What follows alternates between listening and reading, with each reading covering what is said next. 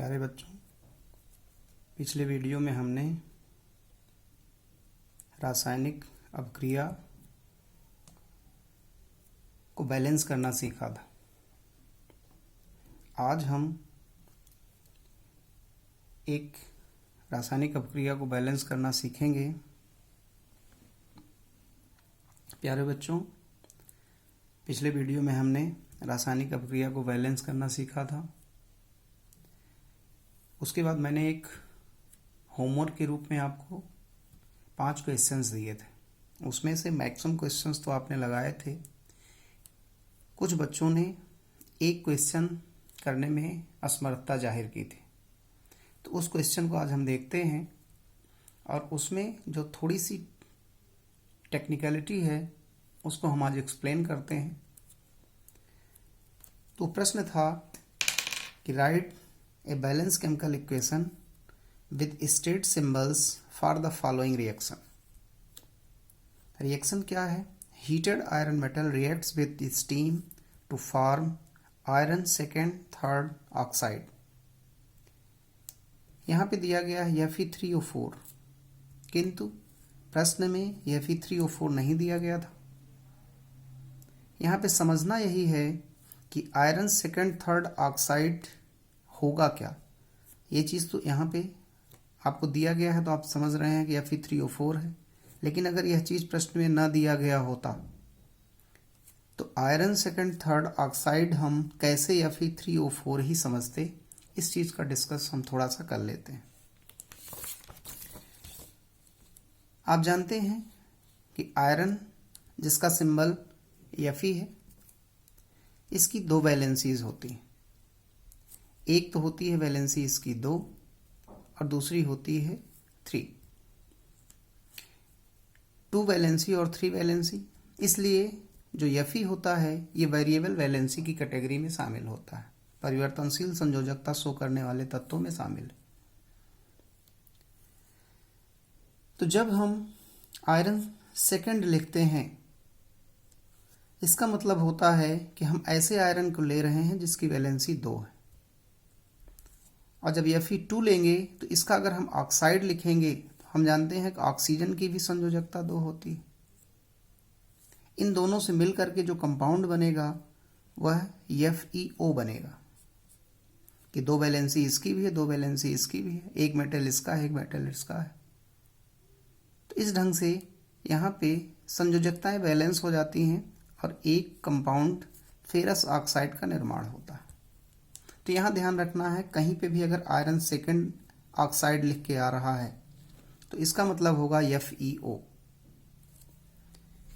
Again अगर कहीं पे आयरन थर्ड ऑक्साइड लिख के आ रहा है तो आयरन 3 का मतलब होता है आयरन हैविंग वैलेंसी 3, ऐसा आयरन जिसकी संयोजकता 3 हो।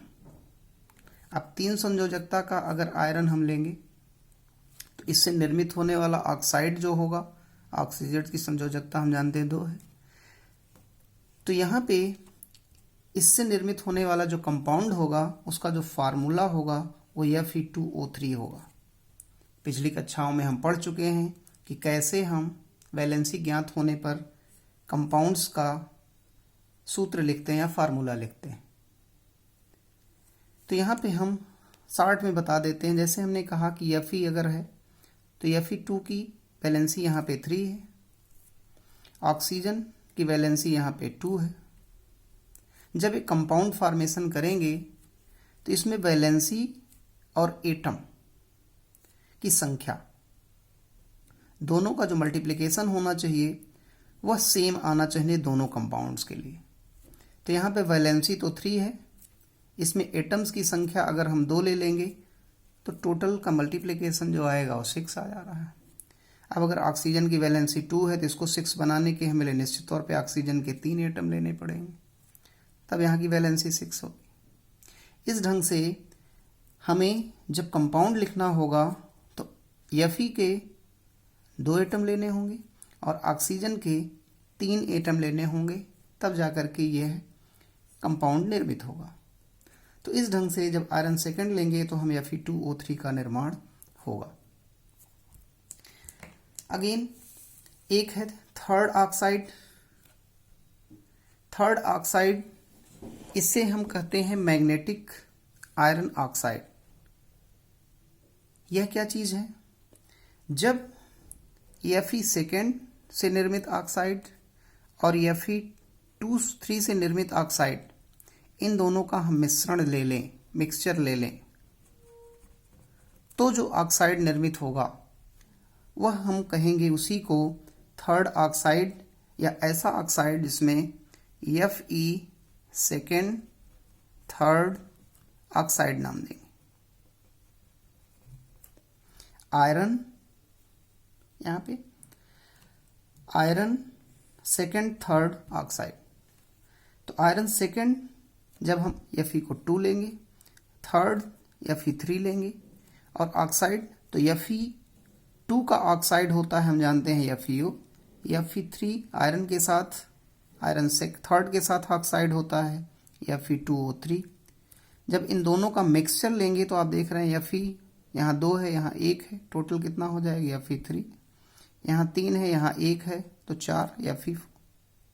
तो इस ढंग से जो मिक्सचर बन रहा है वो बन के आ रहा है Fe3O4। यद्यपि ये अलग का कंपाउंड नहीं है, बल्कि इन्हीं दो ऑक्साइड FeO और Fe2O3 का मिक्सचर है, लेकिन एक इसको सिंबल दिया गया है जिसे Fe3O4 सिंबल दे दिया जाता है। तो इस प्रॉब्लम में अगर हमें यह पता रहे कि Fe3 iron second third oxide का मतलब क्या है, तो बड़ी आसानी से इस रिएक्शन को हम लिख सकते थे। यहाँ पे आपने देखा कि रिएक्शन क्या था कि एक आयरन है, आयरन को जब हम स्टीम के साथ रिएक्ट करते हैं, when iron heated metal reacts with steam, steam आप जानते हैं क्या है? Steam is vapour form of water, और वाटर का जो फार्मूला होता है वो आप जानते हैं H2O होता है। तो यहाँ पे देखिए हमने H2O लिखा है। आयरन का जो सिंबल होता है वो Fe होता है, और आयरन सेकेंड थर्ड ऑक्साइड जो निर्मित हो रहा है उसका फार्मूला अभी हमने समझा भी, और यहाँ पे इस क्वेश्चन में लिखा भी हुआ है। तो ये Fe3O4 है, और बन रहा है यहाँ पे हाइड्रोजन, तो यहाँ पे हाइड्रोजन निर्मित होगा। इस ढंग से हमने एक रिएक्शन लिखा। अब हमें देखना क्या ये बैलेंस्ड है? तो निश्चित तौर पे बैलेंस नहीं दिख रहा है, क्योंकि यहाँ पे लेफ्ट हैंड साइड में आयरन के 1 एटम है और राइट हैंड साइड में आयरन के 3 एटम है। ऐसे ही ऑक्सीजन के भी लेफ्ट हैंड साइड में 1 एटम है और राइट हैंड साइड में 4 एटम है। यद्यपि हाइड्रोजन की संख्या बैलेंस है, लेकिन अन्य एटम्स की संख्या बैलेंस न होने के कारण ये अनबैलेंस्ड इक्वेशन है। इसे बैलेंस करने के लिए हमें करना क्या होगा? आप जानते हैं, इसके लिए मैंने आपको बताया था कि एक हम टेबल फॉर्म करते हैं, एक टेबल का निर्माण करते हैं जिसमें जितने भी एलिमेंट यहाँ पे यूज किए गए उनके सिंबल्स को लिख लेते हैं। इनकी संख्या रिएक्टेंट साइड में क्या है, यानी अभिकारक पक्ष में कितनी है लेफ्ट हैंड साइड में, और इनकी संख्या प्रोडक्ट साइड में कितनी है, इसको हम लिख लेते हैं। यहां पे हम देख रहे हैं कि रिएक्टेंट साइड में आयरन की संख्या पहले 1 है, प्रोडक्ट साइड में आयरन की संख्या कितनी है? 3 है। यहाँ पे हाइड्रोजन की संख्या लेफ्ट हैंड साइड में रिएक्टेंट साइड में कितनी है? 2 है। राइट साइड में हाइड्रोजन की संख्या कितनी है? 2 ही है। ऐसे ही यहाँ पे ऑक्सीजन की संख्या लेफ्ट हैंड साइड में कितनी है? 1 है। यहाँ पे कितनी है? राइट हैंड साइड में 4 है। इस ढंग से लिखने के बाद अब हम इनमें खोजते हैं कि सबसे कम संख्या वाला एटम कौन सा है और किस साइज में वह संख्या कम है। तो देख रहे हैं कि आयरन भी 1 है और ऑक्सीजन भी 1 है। तो इसमें हम एक को चूज कर लेंगे और उसको हम बैलेंस करने का प्रयास करते हैं। जब 1 यहाँ पे लेंगे, राइट हैंड साइड में 3 है और लेफ्ट हैंड साइड में 1 है, तो निश्चित तौर पे लेफ्ट हैंड साइड में राइट हैंड साइड के बराबर करने के लिए हमें इस 1 में 3 का मल्टीप्लाई करना पड़ेगा। जब इस 1 में 3 का मल्टीप्लिकेशन करेंगे तो ये वैल्यू कितनी हो जाएगी, लेफ्ट हैंड साइड में अब आयरन की संख्या कितनी हो गई, 3। लेकिन हमने जब यहाँ पे 3 से मल्टीप्लाई किया है तो ये आयरन की संख्या 1 कहाँ से आई थी, यहाँ से आई थी। तो इसमें भी हम क्या करेंगे, 3 से मल्टीप्लाई कर देंगे। नेक्स्ट हमारा आयरन की संख्या बैलेंस हो गई, हाइड्रोजन की संख्या दिख रही है बैलेंस हो गई, लेकिन ऑक्सीजन की संख्या अभी भी इनबैलेंस है। तो हम करेंगे कि ऑक्सीजन की संख्या को अब बैलेंस करने का प्रयास करेंगे। लेफ्ट हैंड साइड में ऑक्सीजन की संख्या 1 है और राइट हैंड साइड में 4 है। तो इस चीज़ को बैलेंस करने के लिए हम करेंगे क्या कि 1 में 4 से मल्टीप्लाई करेंगे। अगर हम 4 से मल्टीप्लाई करेंगे तो ये संख्या कितनी आ जाएगी, 4 हो जाएगी। जब हम यहाँ पे 4 से मल्टीप्लाई कर रहे हैं तो निश्चित तौर पे यह मल्टीप्लिकेशन ऑक्सीजन जहाँ से आया है वहाँ पे भी हमें 4 से मल्टीप्लाई करना पड़ेगा। तो इस 4 का मल्टीप्लिकेशन यहाँ पे भी होगा। अब ये संख्या तो बैलेंस हो गई 4 4, किंतु इसके मल्टीप्लिकेशन की वजह से, 4 से मल्टीप्लिकेशन की वजह से हाइड्रोजन की संख्या अब चेंज हो गई। जो पहले हाइड्रोजन की संख्या 2 थी, जब 4 से मल्टीप्लिकेशन होगा तो ये संख्या कितनी हो जाएगी, 8 हो जाएगी। 4 से इसमें मल्टीप्लाई हो जाएगा तो 8 हो जाएगी। तो यहाँ पे लेफ्ट हैंड साइड में ऑक्सीजन की संख्या 8 हो गई, लेकिन राइट हैंड साइड में हमारी संख्या अभी भी 2 बनी हुई है। इसको 8 बनाने के लिए हम यहाँ पे क्या करेंगे, 4 से मल्टीप्लिकेशन इधर भी कर देंगे, और जब इधर 4 से मल्टीप्लिकेशन करेंगे तो हमें यहाँ इक्वेशन में भी जाकर के 4 से मल्टीप्लाई करना पड़ेगा। अब हम देख रहे हैं कि आयरन की संख्या लेफ्ट हैंड साइड में 3 है, राइट हैंड साइड में 3 है। हाइड्रोजन की संख्या लेफ्ट हैंड साइड में 8 है, राइट हैंड साइड में 8 है।